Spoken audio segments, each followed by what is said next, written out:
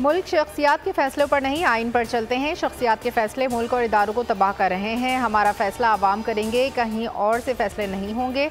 वज़ीर आला KPK अली अमीन गंडापुर का जलसे से खिताब। कहा, जब तक वज़ीर आला हूँ, फाटा हो पाटा कोई टैक्स नहीं लग सकता। अपना हक लेना और छीनना अच्छी तरह जानते हैं। हम खामोश और इंतज़ार में हैं कि बानी PTI हमें निकलने का कहें।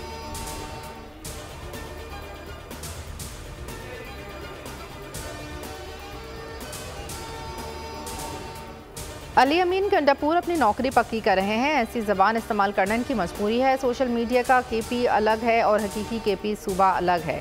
गवर्नर KP फैसल करीम कुंडी का जवाबी वार। कहा, वज़ीर आला खैबर पख्तूनख्वा से कहता हूँ कि इलेक्शन में सियासत करेंगे। वज़ीर आला कभी शराब केस तो कभी कत्ल केस में पेश होते हैं। PTI वालों की तरजीहात सोशल मीडिया है।